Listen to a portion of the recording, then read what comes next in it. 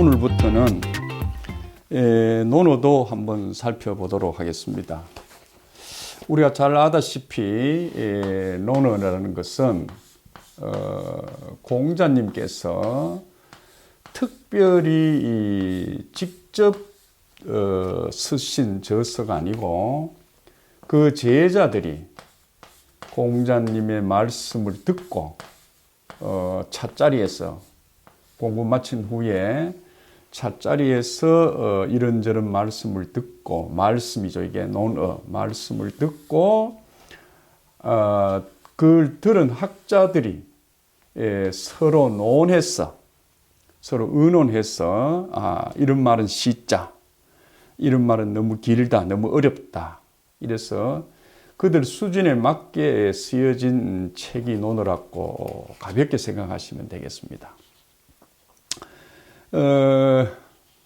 우리가 송나라 때 주자 이러면 뭐 제2의 공자라고 할 정도로 공부를 많이 하신 어른인데 성리학을 만드신 분이죠. 이 사람이 논어를 얘기할 때 자꾸 읽어라. 자꾸 읽어라. 읽다가 모르는 부분이 나오면 이게 무슨 말인고 하고 곰곰이 생각도 해봐라. 그러나 급하게 하지 말고 천천히 자꾸 고씹고 고씹도록 해봐라. 이런 얘기를 했습니다. 이거를 후한에 동우라는 사람은 유명한 말을 하죠. 꼭 논어뿐만이 아닌데 독서라는 것은, 그죠? 논어에 빗대서 얘기해 보겠습니다. 논어라는 책을 읽을 때 어려운 부분이 있을 것이다. 왜?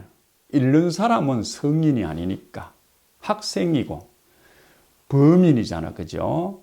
그 높은 경지의 뜻을 잘 모르니까 책을 읽을 때, 논어를 읽을 때 100번 정도는 읽어봐야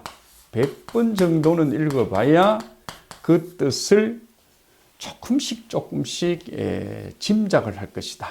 그러니 마땅히 소물소물, 그죠? 소물소물 스스로 내가, 그죠? 그거를 뜻을 만날 수 있다. 이런 얘기입니다. 이 독서 백편 이자영칸이 참 망고에 훌륭한 말을 했죠. 어떤 책이든 간에 내가 그쪽 부분이 전공이 아니라 하더라도, 그죠? 그걸 한두 번 읽고 어렵다고 던져버리죠. 요번에 우리나라 양반이 미국에서 수학자 노벨상을 탔다는 얘기 했었죠. 허준이신가, 그렇죠? 그 양반도 학교 다닐 때는 수포자죠. 수학 포기자인데 학교를 가서 수학에 재미를 붙여가지고 결국은 노벨상에 가까운, 그죠? 상을 받게 되지요. 그건 왜 그러냐?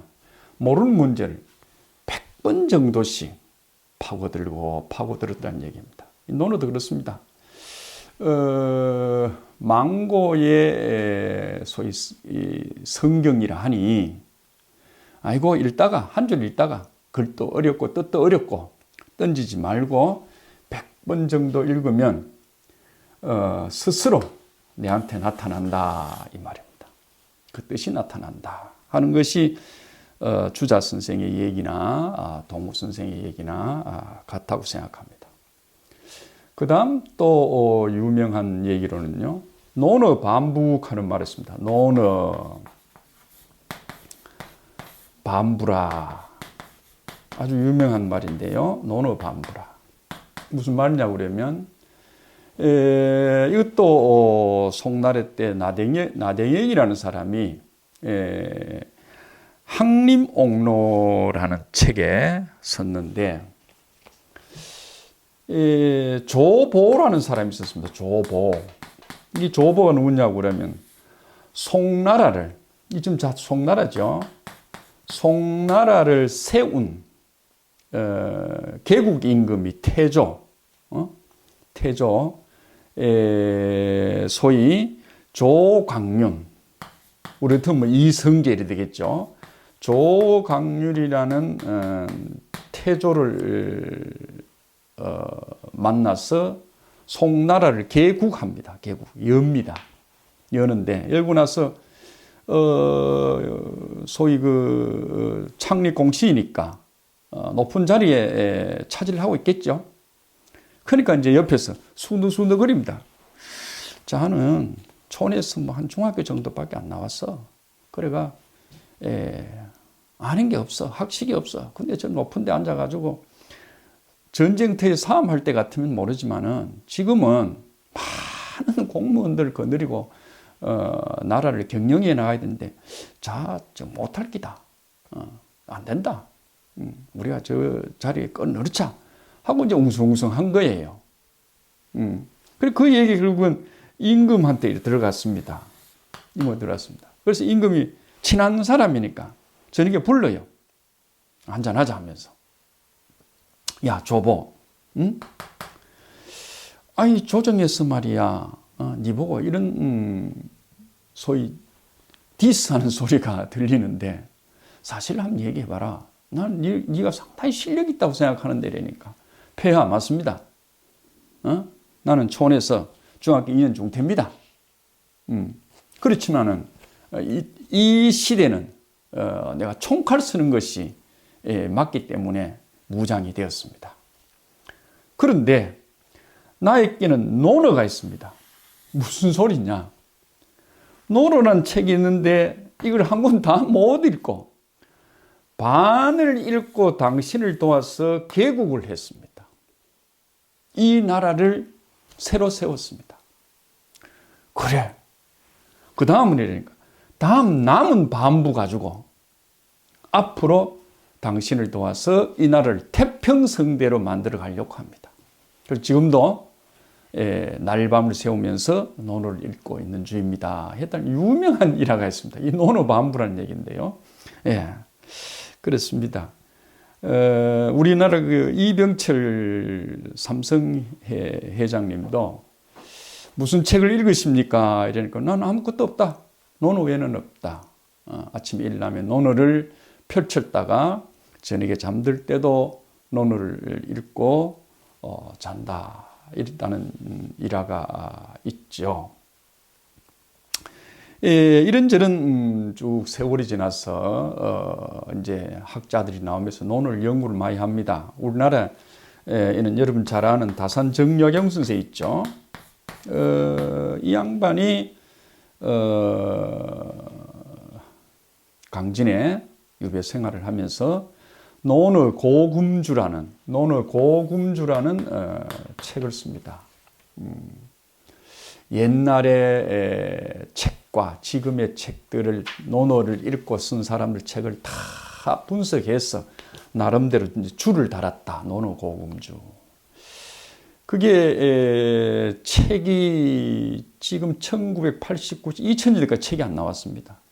본문 묵혀 있었는데 근간에는 논어 고금주가 책방에 나오게 됐죠.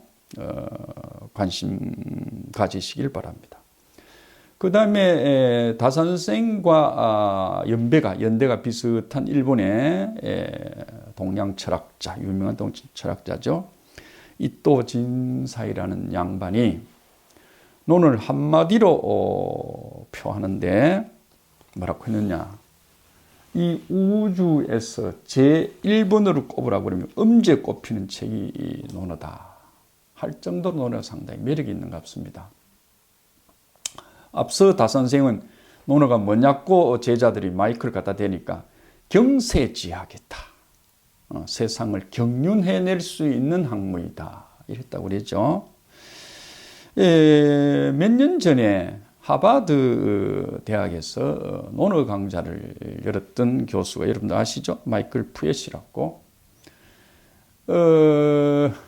이걸 이제 개강한다고 공지를 올리니까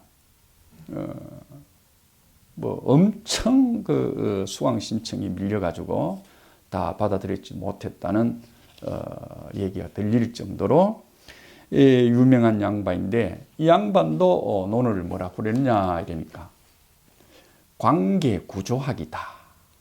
중국은 관계 관식 하는 말을 중요시 여기잖아요. 그죠? 관계구조학이다 할 정도로 뭐 어떤 특정한 것을 두고 꼭 세계라 알아라 이게 아니고 우리가 생활 속에 있는 얘기를 아버지가 자식에게, 할아버지가 손지에게 해주는 얘기가 논어라고 생각하면 됩니다. 절대 어렵지 않습니다. 왜 그러면 논어 읽는 사람이 어렵다고 생각하느냐? 쓰는 사람들이 수준이 되게 높은 사람 수준이 아닐까. 그 사람 수준이 맞다 보니까 문장이 풀로 짜여져 있습니다. 뭐 주어, 수어, 조사, 보어 뭐 이렇게 하니까 그게 이제 어렵죠. 주역 같은 거는 공부 중에 학문 중에 제일 높으니까 거의 쓸데없는 조사나 뭐 대명사나 이런 게 없습니다. 간단 요기를 합니다. 요점만 딱 하죠. 그래서 좀 지금 읽는 사람들은 우리가 뭐 영어나 이러나 우리가 그 독일이나 우리가 남의 나라를 의학을 배우면 문법이 어렵잖아요. 논어도 그런 점이 없지 않아 있는데 그건 왜 그랬느냐? 공자님 직접 쓰신 게 아니고 제자들이 그걸 옮기면서 그들에 맞는 수준에 그죠? 지금 막 우리가 고등학교 또는 대학교 수준 이렇게 생각하면 되겠습니다. 조금 더 낮춰도 좋고요. 그런데 요새 대학에서 논어 공부 안 하잖아요. 이런 사람 거의 없습니다. 그래서 우리가 이 땅에 살면서도 이 땅의 기운을 제대로 못 받고 있는 그런 것 같아서 마지막으로 논어가 어떻게 짜여졌냐를 보면 논어가 앞뒤로 10편, 상 10편, 하 10편 이렇게 한 20편 되어 있죠. 거기에 어떤 것이 짜여져 있나 그러면 대체로 처음에는 하기표이라고 한 게 있습니다. 하기편. 하기편은 배워야 된다 하는 배움에 대한 얘기를 하고 있고 그 다음에 8일편입니다. 8일편은 사람 지켜야 할 예, 그죠? 그 다음에 이인편 하는 게 있습니다. 그는 인이겠죠. 인에 대한 이야기. 공야장과 옥야편에는 제자들 하나하나 인물들을 저 친구는 어떻고 이 친구는 어떻고 하는 얘기들이 들어있고요. 향당편에는 촌에 뭐 이래 우리가 가면 뭐 향교나 또는 뭐 촌에서 공부하는 사람들이 모이는 장소 이렇게 생각하면 되겠습니다. 거기 가면 장류 유서가 있겠죠. 그래서 어른들 대하는 자세 그런 것들이 이제 대체로 들어있고 자로편은 정치 얘기입니다. 주로 정치 얘기가 많이 들어있고 뭐 그제나 저제나 정치 얘기가 이슈가 많죠. 그리고 마지막에 요할편이 있습니다. 역대 성인들의 얘기입니다. 그래서 그런 식으로 한 20편이 짜여지고 있습니다. 그럼 간단하게 논어가 이런 것이다 부족하지만은 짧게 얘기를 드리고 오늘은 첫 번째 얘기로 하기편을 시작하겠습니다. 하기편이라 하면 뭔 말이냐? 이 페이지를 넘기면 학이라는 말이 처음 나옵니다. 그래서 학이라는 말을 두 잘 따가 하기편 이랍니다. 그럼 이제 1장 1절부터 쭉 이래 나가겠죠. 그래서 뭐 굳이 1장 1절 안 해도 첫 번째 이야기 우리가 여러분들이 잘 아는 교과서에 나오는 이야기죠. 한번 해보겠습니다. 누구나 다 압니다. 뭐 옛날에 서당에 뭐 종이 물고 댕기고 붓 물고 댕기는 아이들도 학동들도 다 아는 얘기죠. 자활.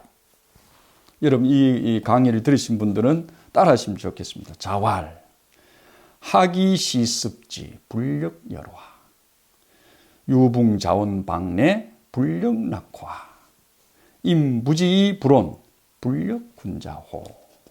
예. 예, 현토는 뗐습니다. 뒤에 붙이는 우리말에 토가 있죠. 그건 버리고 원문만 읽었습니다. 자활, 처음에 자활 이래 나오죠. 자활. 흔히 번역을 하는 사람들이 공자님께서 말씀하셨다 이렇게 나옵니다. 여러분 우리 아버지를 남한테 얘기할 때 우리 아버지입니다 이래지 김 아버지입니다. 응? 김춘추 이신 아버지 내 아버지입니다 이래 얘기 안 하죠. 그렇기 때문에 자활은 정확하게 해석을 하면 제자들이 했기 때문에 우리 선생님께서 말씀하시기를 이러면 좋겠습니다. 우리 선생님께서 이렇게 말씀하셨다. 이래 얘기가 되면 쉽겠죠. 하기시습지라.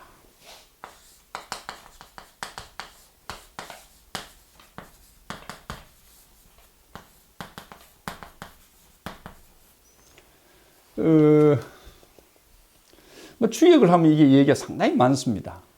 많은데 우선은 이게 무슨 얘기냐면요. 20이 넘고 30, 40이 이렇게 되면 자기들 관심이 음양관계입니다. 짝지를 찾는 이야기입니다. 돈을 버는 이야기고 돈을 왜 벌겠습니까? 짝지를 찾아가 자식을 생산하니까 자식을 먹여 살리려니까 그죠? 이제 돈 얘기 안 하고 집 얘기 안 하고 이러죠. 근데 지금 아직 그 전에 학생들 상대로 하니까 음양관계는 주로 얘기를 하기가 쉽지 않죠. 공자님의 논어의 첫 머리가 학하고 나옵니다. 학. 그죠? 배워라. 명령사가 되면 배워라. 이래 되고 뒤에 이가 나오니까 그죠? 예를 들어서 우리가 영어로 하면 is다 이렇게 볼 수도 있겠죠. 배움이란 일은 이렇게 해야 되는 것이다. 이렇게 본다고 그러면 배움은 우리말로 때때로 그죠? 때때로 어제 배운 것을 그죠? 놓치지 말고 반드시 익히도록 해야 된다. 그래 되죠? 그러면 이제 오늘 첫 시간이 그냥 하겠습니다. 그럼 요거는 뭡니까? 요 문장을 이어가는 접속사겠죠. 그죠? 접속사인데 줄 쉽게 순순히 이어지니까 순접하는